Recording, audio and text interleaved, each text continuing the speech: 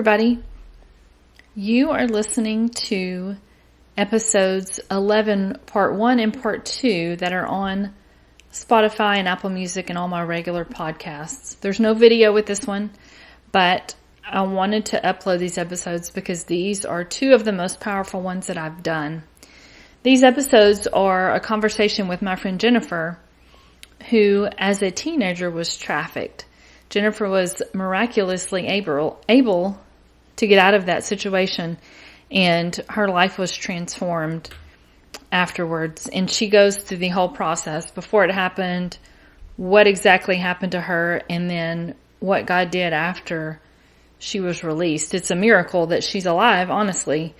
I mean, her story's amazing. So I hope you enjoy listening. I hope you are made aware and maybe will pay attention to the people around you and the kids around you who need protection and need help, the kids that don't have someone looking after them. And I hope you'll share this with anyone that you think might benefit from hearing from it. Thank you for listening. Hello, Jennifer. Hello. Thank you so much for being here and for being willing to share your story with us.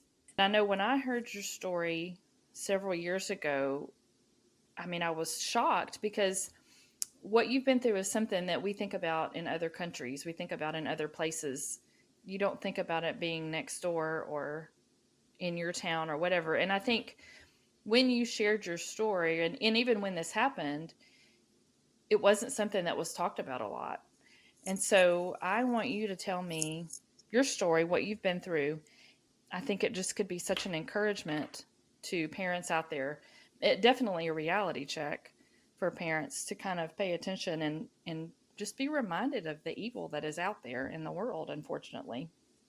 Yeah, certainly. And, I want to preface by saying that my story is obviously my story. It's unique to me and my situation. But Right. having worked in the industry volunteering for so many years, it just touches such a wide array of different backgrounds. And so it's not just my story, and my unique situation, but there are so many. And so, Really the first thing I wanted to ask about before we get into that is what your family life was like when you got into this situation. yeah. So I grew up, and this is the kind of what I was prefacing before about my very unique situation. So I grew up, and from birth, my mother fell ill when I was 10 months old. So she has a few neurological diseases that actually caused her body to be paralyzed for quite a few years while the doctors were trying to kind of figure out how to right the path for her neurological health. And in the meantime of that meant that she was out of work, home full-time, in bed full-time. And my dad was the breadwinner. And they had 6 kids, so I have 5 brothers and sisters. So that meant that a lot of food to be put on the table. And from a young age, my father, he dealt with some addiction issues. So on top of trying to be the breadwinner, he was also trying to feed a habit. And so we ended up being homeless quite a few times from, even before I was born, my family has stories of homelessness and different things surrounding that. But especially after my mother couldn't work anymore and fell ill, we I can remember living on the side of a lake in a tent for a while and going to live with a random family friend for a while. There were just time after time. So there were a lot of things like that growing up. We did that until I was in about first grade, and we finally settled for a 3-year span. We finally settled in Mesquite, and I went to school. Life was very normal for as much as I could really have it. I did things like drill team, sign language. I had lots of friends. It was all like the most normal life that they could possibly give me. We went to church regularly during that time, and it really was a time that I know my parents were trying to heal, and they were trying to heal the relationship that each of us had. And then that Yeah. 3 year span after that, my father passed away suddenly when I was 9 years old. And that kind of changed the trajectory from that point to where normal wasn't going to really be a thing for me anymore, and really for any of us 6 kids. And from there, my mother and I moved in with my oldest brother, who had himself a porn addiction, just to be frank. Okay. And Yeah. he's really dealt with that and grown so much from that. But the availability of that to me as a 9 year old really changed my perspective. And I was still so innocent at that point that when I took all of this Right. in, it really changed how I saw the world. And pornography, especially at such a young age, it just causes your brain to misfire in so many ways. It causes your body to react in certain ways, and we're really never old enough to be prepared for that kind of thing. It's a very unhealthy Right. thing. Right. But especially at that young of an age, it really caused such a view that I had of myself and others, and such a shift, kind of a Yeah. paradigm shift. The other thing that happened during that time was that because I was living with this older brother who was working, and he wasn't a father, he was a brother. So it was me, my Right. mom, and my brother, and I really had free reign.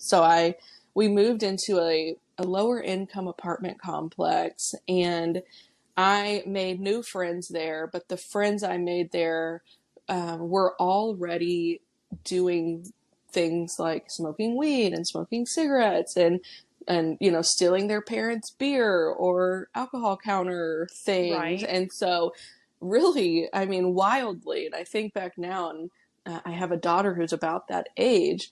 I was already being introduced to those things at the age of 9. Right. And so this really desensitized certain areas of my life, primed me for other areas, and this was just a kind of a habit path or a trail, kind of habitual thing that happened. Now, one thing I had been introduced to, like, pornography, but I had never been introduced to, like, quote, the real thing. I was still detached from the reality of what it was, because it was all a show to me and it wasn't a reality. Yeah. And that really was all the way up until my high school days. And this is where I want to get into kind of the realities of what happened and how easily it is to kind of, I guess, affect other people. Because when I was in high school, my very first year, my mother and I had finally, and now she's disabled and like deemed Yeah. disabled by government, all of that. So she finally got approved for some housing. And so she and I moved back to Mesquite, where she got an apartment, and I was able to stay at the same high school all 4 years of high school, which was great. However, going into that high school, I didn't know anyone. I was brand new, and so I was really just trying to find a place to fit in there. So my very first year, I went in and I met a girl, and I'll call her Mia for all purposes. And Sure. so I was a freshman. That means I was 14 years old.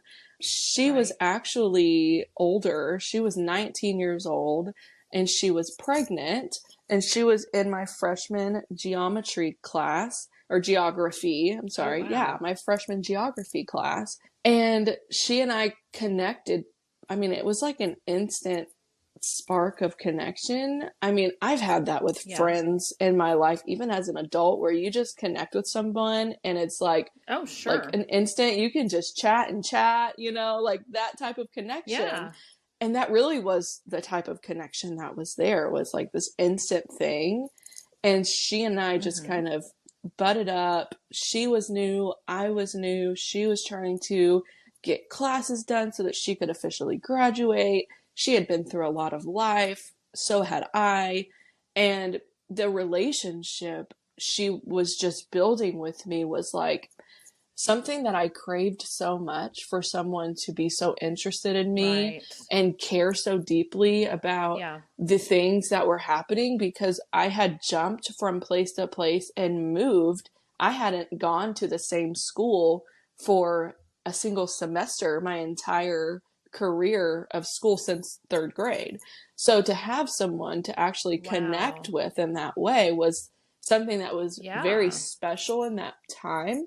Yeah. And so she had invited me out. She and I had been friends for a few weeks, and she invited me to go out with her to her dad's house. And her dad lived in Fort Worth. And so she and I Mm-hmm. hopped on the bus and public transportation, which is how I got everywhere during this time.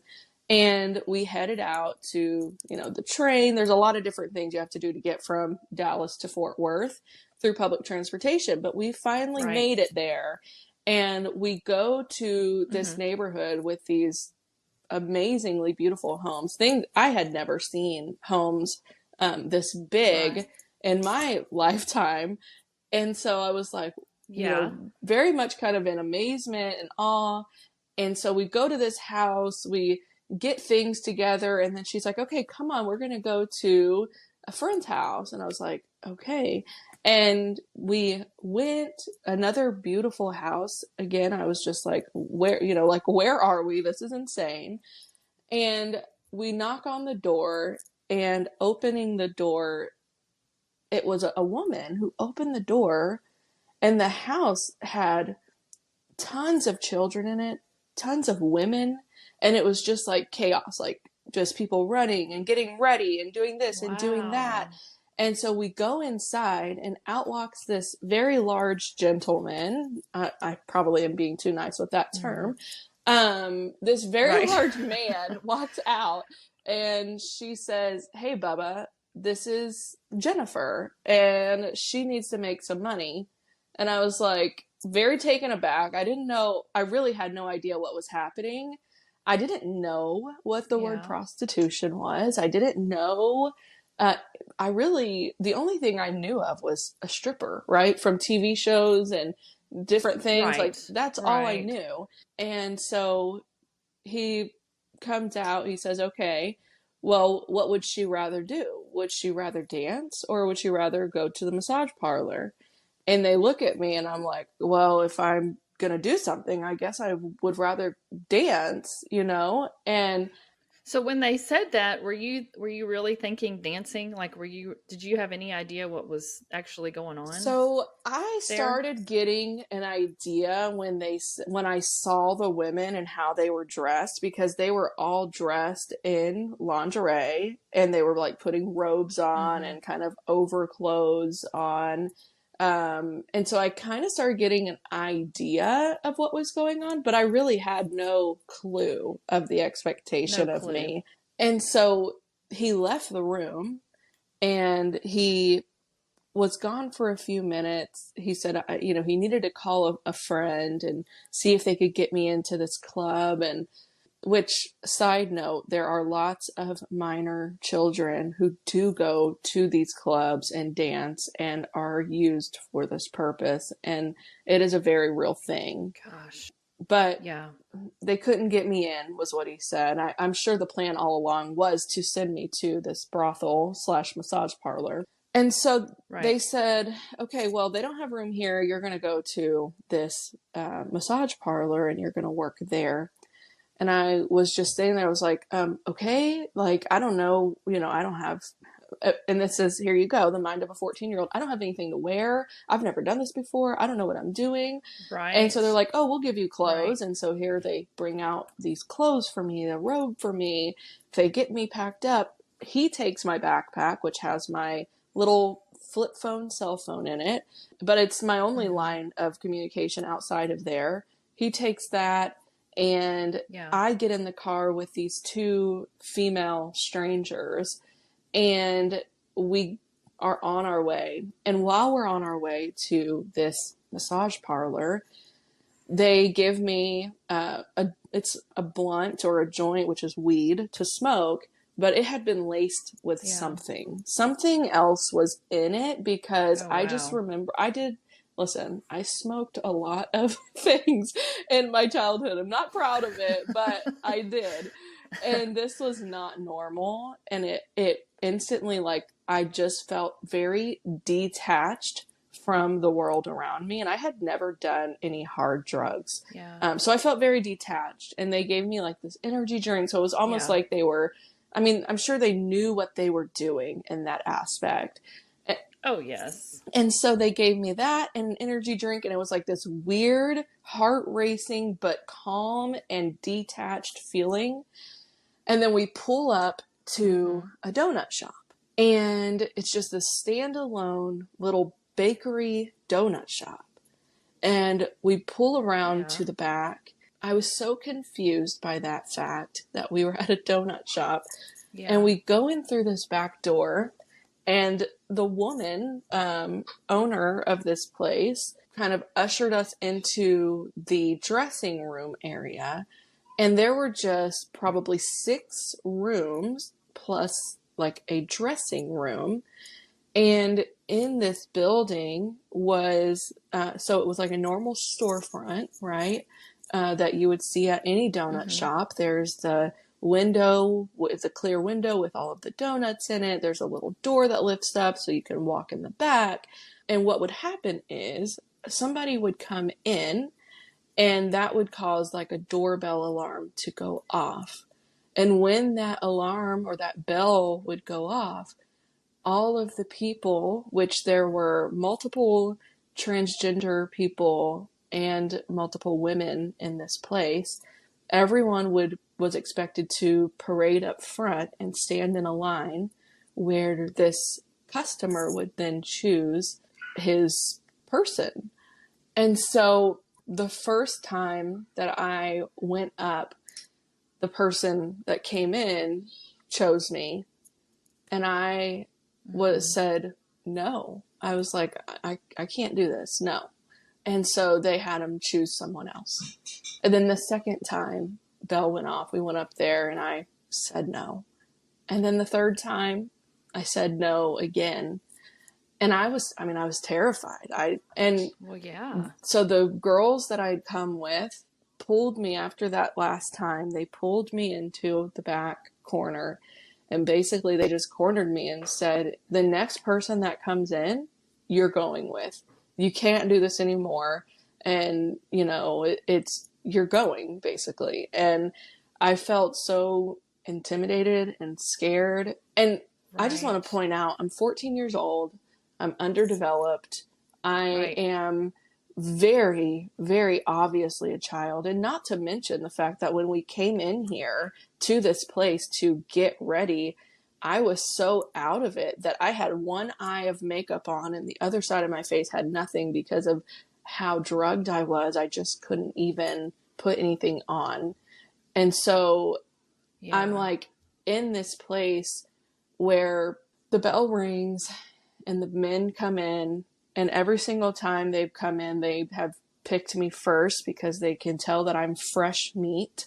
And they pick me again, and this thing happens where I'm abused, and I come, finish this, and the door opens up, and the 2 ladies are there standing outside this door, and they are saying, "You've got to go."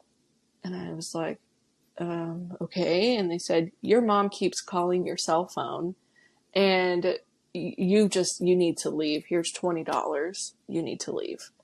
I mean, I remember this the first time you shared your story, but it still just blows me away that they wanted you out. Like, how, I can't imagine that happens ever or often, that they get these girls in and then they want to get rid of them. It seems like they would do whatever they could to keep you there. Do you know what I mean? I do. And in my decade of experience working with girls and actually working on the private investigator side of searching for missing kids who are in these situations, I've never heard another situation like that.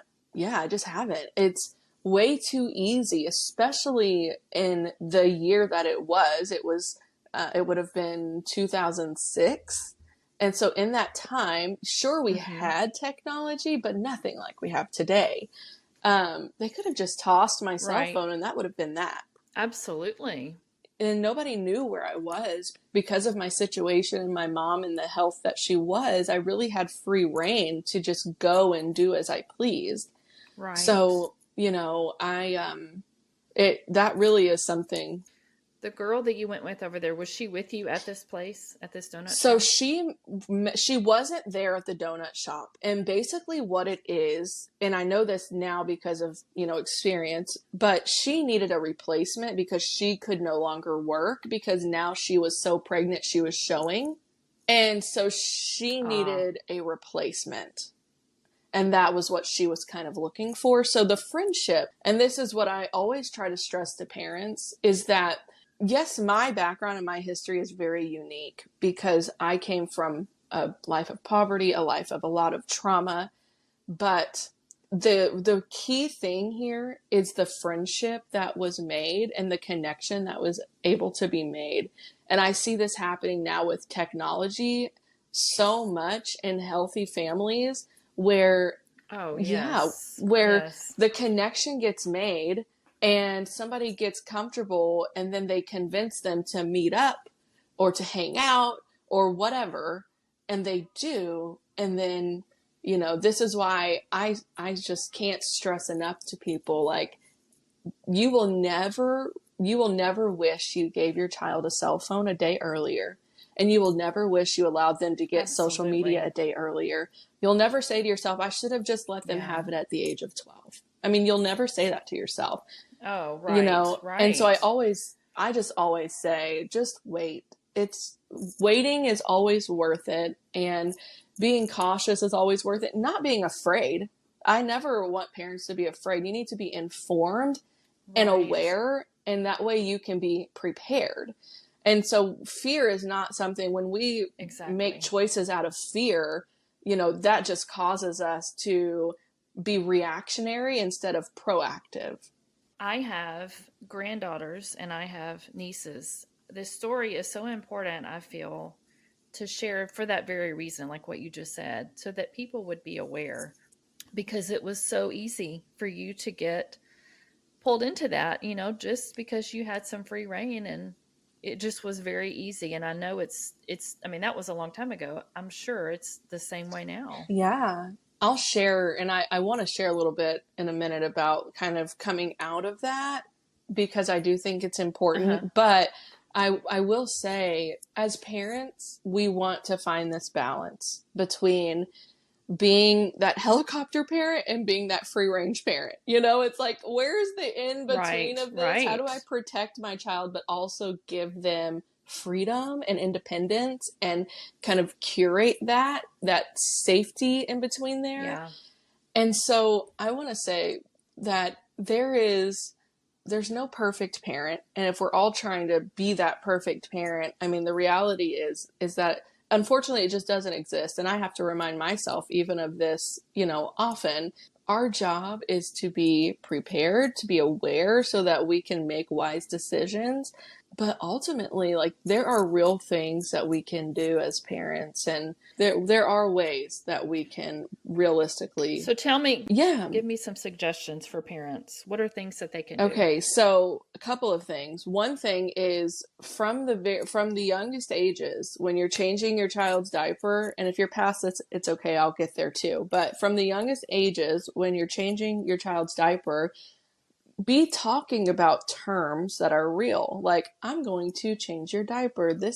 And listen, it's weird. It feels funny whenever you're like, oh, look, you peed. This is your penis. Like, yes, it feels weird, but it's important for your Right. child to know anatomically correct names for things. Like, it really is important that we don't give things nicknames, because later, if something were to tragically happen, it is so important that that your child knows the correct name for something and is able to place that name on it. Like, it is of the utmost importance. Yeah. So really from a young age, but also during that time saying, just kind of reminding them, I'm changing your diaper and I'm going to be quick, but just remember, this is our safe zone and our privacy zone, and nobody needs to be here.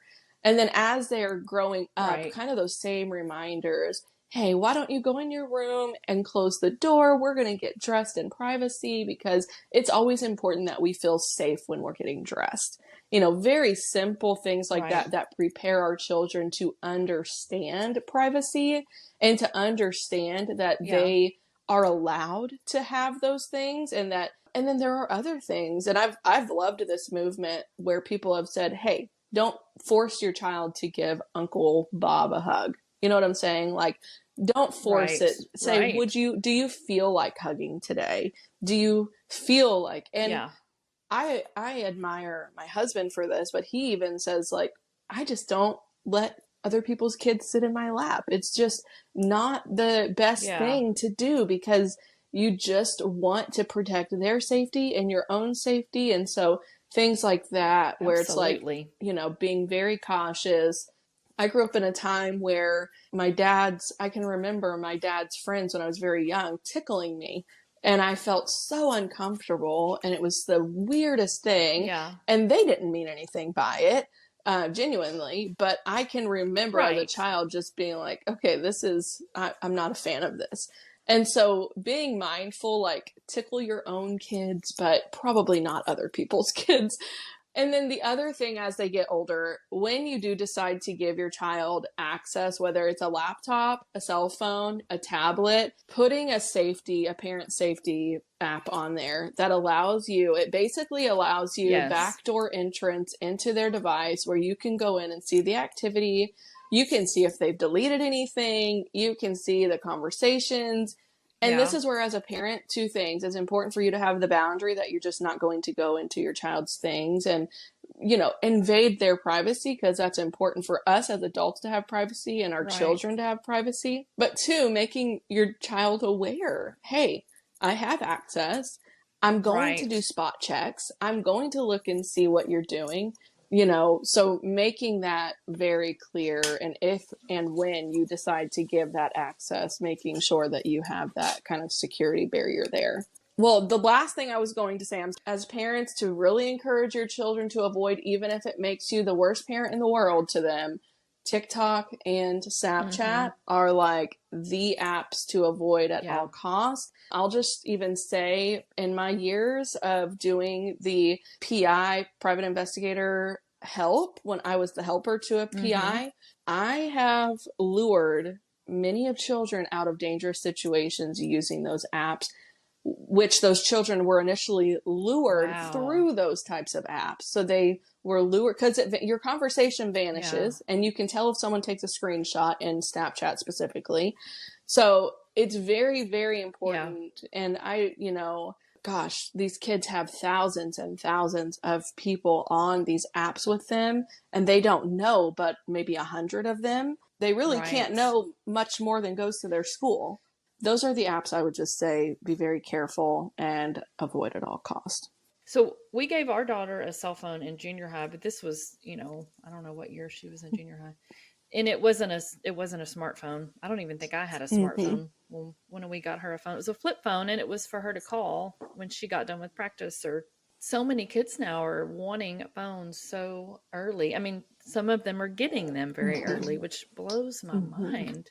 It seems like a big deal. It seems like it's special, and it's just so dangerous. Yes, absolutely. So dangerous. Let's go back to your story when they said you had to get out, and your mom kept calling. Tell us what happened after that. Yeah. So they had me leave, and listen, I will be very frank here. My memory from this moment and how I got home is very blurred. The lines are very blurred because of, the trauma that is there with that, and the drugs that I was on in this Right. moment. But I remember coming out, I got my backpack, and they brought me to the bus station. And it's like 3 a.m. at this point.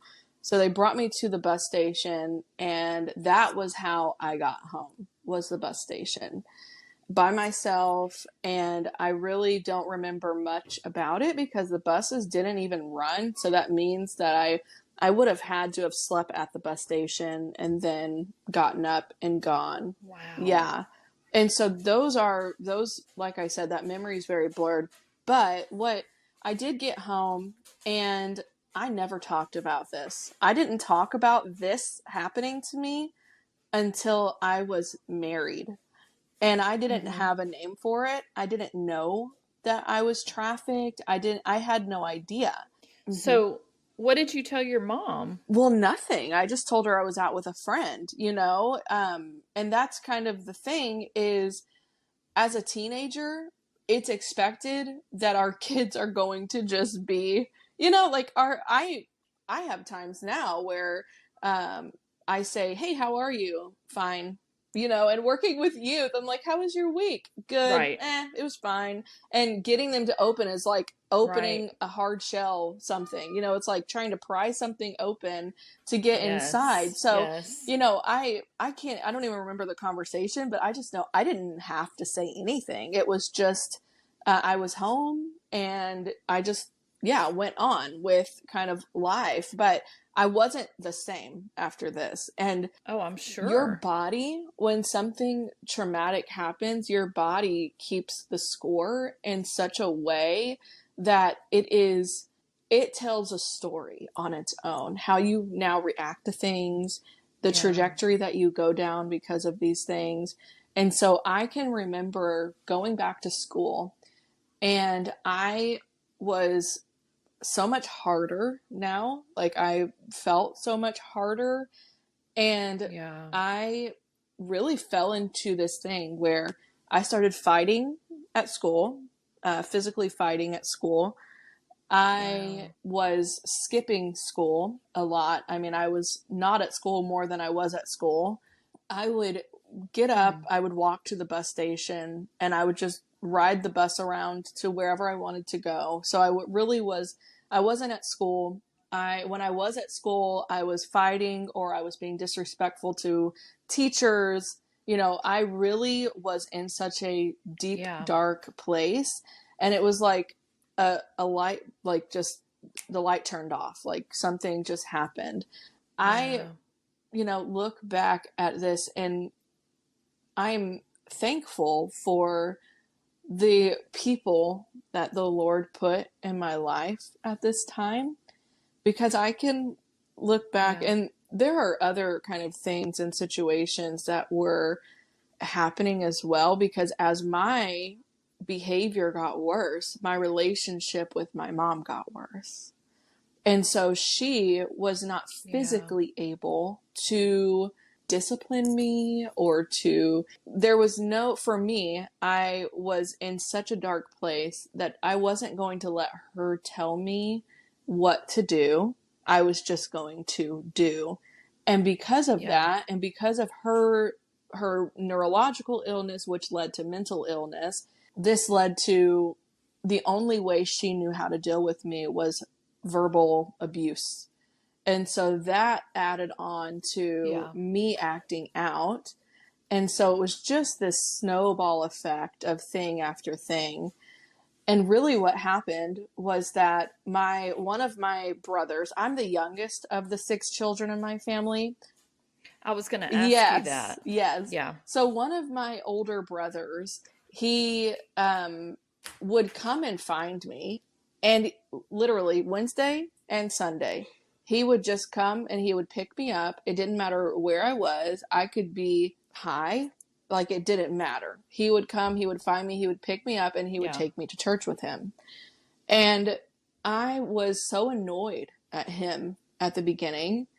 I really was so annoyed. And the Lord had changed his heart so much, and he had been in such just a good place. And he knew Yeah. that something wasn't right. And he knew what I had been through, not the trafficking situation, but with losing our dad and our mom being sick, and the fact that I was doing drugs and things. He knew those things. And so he had the Lord used him. Right. He would pick me up, and the authority that the Lord gave him, I just submitted to in that, and I am so thankful for that. And so he would pick me up and he would bring me to church, Right. and the church that he brought me to is a little Baptist church, and they just loved on me so well. They never said anything like, why are you dressed like that? Why? I dressed Right. I was. I dressed in, very Yeah. not very modest clothing, and so they never questioned those things, and they always spoke the truth in a loving way. Now, fast forward 2 years in my junior year of high school, I'm still doing all of these things, but I've now built some relationships with these students in this youth group. And so I am kind of Mm-hmm. known by them as this kind of rough and tumble girl. And we Mm-hmm. went to, I went to a couple of youth camps with them, a couple of like youth conferences with them. But I remember specifically we went to one that Louis Giglio was speaking at. And yeah, Oh, wow. it was called Acquire the Fire was what it was called. And it was, Oh, I remember yeah. that. And so we went, it was beautiful. Yeah. Carrie Job was doing worship. Louis Yeah. Giglio was there. I mean, it was great. And so I remember Wow. Louis Giglio hit one of his sessions. He talked about how we can all put on this mask and we just pile on thing after thing. But the reality is none of those things are who God created us to be. And he Right. gave this altar call for us to pull off the mask and give our raw selves to the Lord. And the Holy Spirit just completely wrecked me. And I, Oh. gave my life to him completely that day. And I can remember, I mean, I'll never forget the feeling of just the weight of carrying all of these things. It was like it just became so much lighter in that moment. I'm forever thankful for that and just how the Lord used so many people and so many things to just draw me to him. I can't imagine. Of course, I mean, I only know you as I know you now, so I can't imagine you being this rough and, hard person. Like, it's hard for me to even picture that because you're just so sweet. But it still just blows me away that you were able to walk away from that situation because I know that's not the Yeah. norm. And I mean, it was just a miracle that you were able to do that. You talked about doing some private investigating work, and I know you volunteered for different places that went and looked for these kids. How did you get involved in that, and what did that look like for Yeah. you? So after I got saved, I kind of went down this path now that I was fully sold out for the Lord, and I was like really working on like spiritual healing and all of that. And I met my Mm-hmm. husband at this. We weren't married, obviously, but when I met him, he was serving and at this other church that I had visited a few times. And after he and I got married, we had a friend of ours who spoke at the church, and her speech was about human trafficking, and she talked about it. And when she put a name to the situation, all of these like alarms went off in my head and my body, and I was like, whoa, Yeah. that is me. Like that is what happened to me. And so I finally had a Yeah. name for this thing that was happening. So I told my husband what happened, and he immediately encouraged me to go to counseling. So I Yeah. did. I got into it was actually I got into a sexual abuse recovery group. And during that time, I got Mm-hmm. with the friend who, her name is actually Lindsay Speed. She's the director of Traffic 911 now. And she was like, hey, Uh-huh. yeah, well, while you're doing that, why don't you just come volunteer with us? And so I went and did outreach ministry with them. And it was just an entry into seeing Mm-hmm. how this organization loves on these girls and goes out into the community. I mean, it was such a beautiful thing. And they don't do that specific outreach, but that organization specifically targets the victims and advocates for them and cares for them in such a beautiful way. And so I'm going through sexual abuse recovery. I had stopped volunteering with Traffic 911 because they stopped doing that specific outreach ministry. And the Mm-hmm. counselor who was leading the abuse recovery group that I was in, she had me stay after, and she just told me, hey, I know a woman who is starting an or has started a human trafficking organization. Would you mind if I connect you with her? And I was like, okay, yeah, sure. And so she connected me with Rebecca Jower. She's the founder of Poema and Poema Foundation. Yes. Yes. And Rebecca and I, when we met, we connected instantly. She was such a mama bear, and I could see her heart for this ministry as a whole. And so she and I met once a month, sometimes more, but we met once a month with a small group of other volunteers getting Poema off the ground. And I was able to then implement with her help, I implemented this outreach program that Traffic 911 had decided to not do anymore. And so I implemented that, and they've been using that model, and they're still using it. I volunteered with them for about 6 years, and then, with Oh, kids and wow. everything, I just had to slowly kind of detach myself. And I go and do speaking arrangements and different things now whenever she needs me. Um, but yeah, it's their Right. outreach program is still going on. It's grown. I mean, whenever I started it, we had 3 campuses, and I think they have like 12 or 15 now. I mean, it's all over. It's Wow. multi-state. That's It's a awesome. wonderful thing that they've been able to do. But not more importantly, but just something that touches my heart so much that they do is they have a home for women where they are bringing in victims and helping them learn how to navigate life and be productive members of society, and helping them go through counseling and get jobs and Wow. all kinds of things. And so they have a house. Yeah. I think that they are working on building another house. And I know that there are some things Rebecca has as far as vision goes. I just am not sure how much she shared. And while I Yeah. was working, doing the outreach program there, I got connected with the founder of For the One Foundation. And For the One Foundation is a group of licensed private investigators and other volunteers who work together to actually get missing kid. So someone's teenager goes missing. If it's a runaway case, then they will take it and help locate that teen, hopefully before they get into a nasty situation. So I got connected with them, and I was Right. able to. I never got my PI license, so I always assisted the PIs, but I am very good at social Right. media. And because I knew the lingo, I knew how the kids talked, I knew what all of the words meant. So I really ended up just becoming the training coordinator over all of that.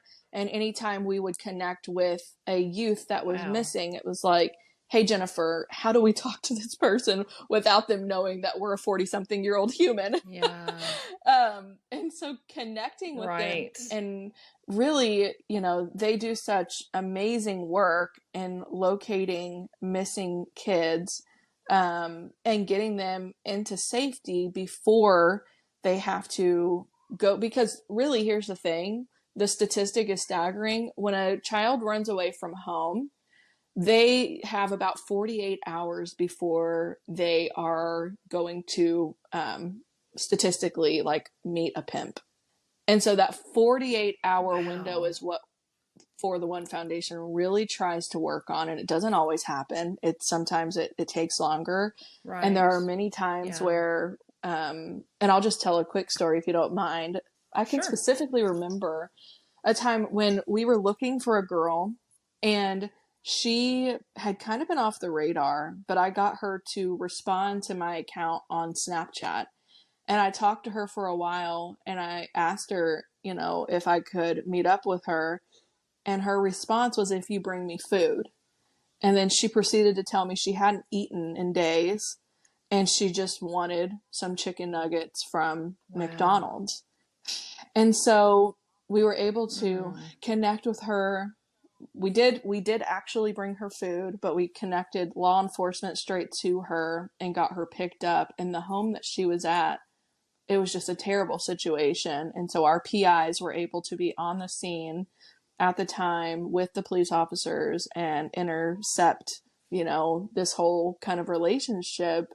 Our law enforcement's gotten so much better, but for such a long time, law enforcement didn't know what to do with these cases.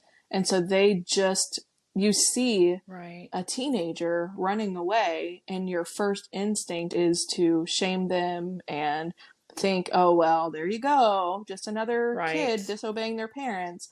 But there's just so much more to these stories and these situations, and the I'm brain sure. of children is not developed enough to be able to make decisions like our brains are. So, as a mom, you, like you said, you have a daughter that is getting close to the age that you were when your life kind of started spinning out of Mm-hmm. control, I guess. Have you talked to her about any of this, or how do you talk to her about, without scaring her? It's like you said, there's got to be a balance between Yeah. being overprotective and then wanting to keep her safe. How do you talk to her Yeah. about that? The thing I love about Christianity and the Bible is that God lays out these situations and scenarios for us in the Bible to where we can use real life and connect it to this sin, because the reality is there's no new sin under the sun. It just looks different in different times. And Right. so Yeah. I always, we do our daily devotionals, this girl is so analytical and very curious. And I'm like, I love it. But also there are times where I'm like, okay, we got to slow down a little bit. But, the one thing with her Yeah. is, and my middle child is getting to this point. He is 5 and turning 6 next month. With my first, Mm-hmm. she is, aside from all the tips I gave earlier about body and conversations and all of that, we talk about things like, how our bodies react to things. We talk about the reality of basically, everyone doesn't have our best interest at heart. And the reality is, unless we know Right. Jesus, we are turned inward and we're selfish, And even sometimes when we know him, we still have a tendency to Right. turn inward and be selfish. And that is our human nature. It's our sin Sure. nature, right? Like we have a tendency to turn inward Yeah. and look at what is going to be best fitting for me in this moment. And so we talk about those things in a way Mm-hmm. that's relatable to her. And I think that's really helped to be able to point to, look at these stories in the Bible and let's look at these real life kind of stories that are happening. And she knows the work that I've done. So, I think that's helpful. Now, she Mm-hmm. doesn't know, she Yeah. doesn't know what sex is, and she doesn't know, Your yeah, story. it's very Right. much Right. age appropriate, right? Like the conversations are very much age appropriate. But Right. Right. I just have such a desire for her to be kind of mentally prepared. And, and I think that's every parent's desire. It's like, we don't want our kids to be surprised Absolutely. by something or taken. And we just want that at least communication door to be open where they always feel comfortable coming and asking questions, even if that Yeah. answer is, I don't even know the answer to that, but let's chat about it at dinner tomorrow. Give me some time to research this. Right. Right. Well, I am so thankful that you were able to get out of that situation so Mm-hmm. quickly. And I'm really thankful that you have been able to do the work that you have to help, because I can't imagine if my daughter had left or had been taken or whatever, like I would be so Mm-hmm. overwhelmed with even knowing what to do. Like I would feel paralyzed as far as I don't even know where to Yeah, begin. You know what I mean? I'm thankful that you are have been willing to help parents and help these ministries because you have such insight into that world. And now, you've heard about the massage parlors and, what they really are, but I never thought I about a know. donut shop. I never thought about, and it's No, I not know. funny. It's I'm not ironic, right? laughing about it, but it just Yeah. blows my mind. I would never have Mm-hmm. thought about that. But now I can I promise you that know. I will. we talk about girls and girls Mhm. being taken and girls being lured away, but is it an issue for Yeah. boys as well? Or is this pretty No, much a female? it is both. And actually, we've dealt with, which, by the way, just I want to say, I'm not currently volunteering. I have great relationships with all of these organizations, but with motherhood Mm-hmm. and career and all of those things, I'm taking a break. But with Mm-hmm. the time that I did spend there, the amount of cases, boys, it is more challenging because men and the male species in general tends to internalize things a lot more and not talk as much. Right. And so it's harder. And also the Mm-hmm. methods used are very different. Girls, the female species, we Yeah. tend to be a lot more emotional and driven by our Mm-hmm. emotions. And so we will run away from home and go into the arms of someone else, whoever the first person is that shows us some sort of sympathy or whatever. With boys, the grooming looks different. Right. And just an example of what that is, I know, and this hits home for me because I have a lot of nephews and they're all gamers. Like they love playing video games. Mm-hmm. And there was a Mm-hmm. young boy, he was 13 years old, and he was a gamer. This is a case that we had. And when he was gaming, there was someone that he was gaming with. It was actually a woman who was gaming, and she got to know him and convinced him to leave home and catch a flight out to where she was. I think she was in Ohio. And so thankfully, I mean, with the PIs, I mean, they're so skilled and so passionate. I mean, we were able to locate in no Mm-hmm. time because, I mean, she bought a plane ticket, right? I'm like, come on, lady. Which I'm glad that she Right. was an idiot because we were Right. able to locate her quick. Yes. But the point is, yeah, Yes. like our boys and the techniques that are used to lure them, and this is why there's so much shame built in around this. Because, for instance, me, the shame that I felt because this Right. was my friend. This is someone that I trusted, and Right. and this is just the thought, how Right. stupid am I that I just was so easily manipulated into this, right? And the same can go for it. I mean, Yeah. it goes Yeah. for a lot of situations. We can all think of a situation in our life where we're like, oh my gosh, I should have known better. I should have done this differently. I should have done that differently. Mm-hmm. And so all of the things that go Mm-hmm. into that, and talking about especially our youth when their brains are so underdeveloped, being lured into that, there's so much. And Right. but yes, there are. And actually 80% of male abductions happen with boys from 12 to 17 years old. And with females, it is going to say, Go it ahead. is high like that for females. And especially when you talk about like cases deemed runaway. But the age of Right. 12 to 15, just period, male or female. But yes, males, it is happening, and it is really the less detected thing. That's wild. So before we go, you talked about when your kids are little, being honest with them and real about their bodies and how they're changing. And what are some practical things parents can do? Obviously, knowing where your kids are, or who they're with, or what else? What are some other suggestions for parents to just be aware of this kind of Mm-hmm. craziness out in the Oh world? man, yeah. I think that line of communication, I talked about the apps and having that, find your friends or Right. whatever app it is that you can have on the cell phone so that you can always know where they are. Mm-hmm. And also, like, listen, sometimes we've got to kick it old school and say, who's the parent of who you're going to hang out with? And because I can remember, gosh, I spent all my time at the skating rink, lock-ins. I mean, it was always so fun. And we want our Yeah. kids, and we should let our kids do things like that. So there's such a balance to be had. But when it comes to our teenagers, Right. we really we have to make them aware of the realities without them feeling like we're just trying to scare them. And that's such a hard balance, especially with Yeah. teenagers.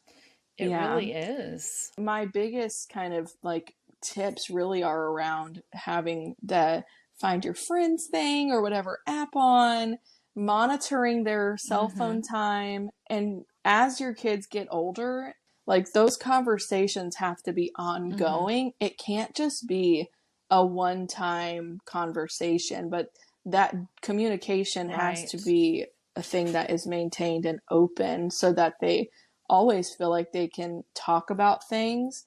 And so that it's so important. It is. It's very important. One thing that I learned, and this wasn't, oh, I'm sure this was an issue when my daughter was a teenager. It just wasn't talked about as much. One thing that I had to learn with her, and with all my kids really, but was to not react when they would tell me Mm-hmm. something crazy. Have a straight face and listen and, comment a little bit. And I could totally freak Mm-hmm. out when they walked away.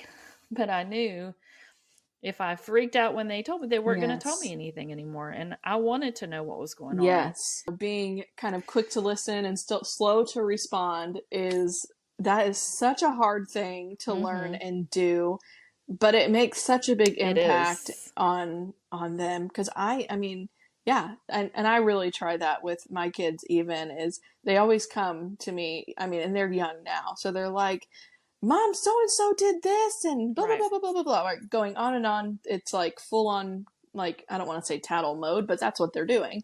And so even at that age, taking a Right. step and being Right. like, okay, and not being reactionary, it all just leads up to ultimately like Yeah. having them be able to tell you stuff later.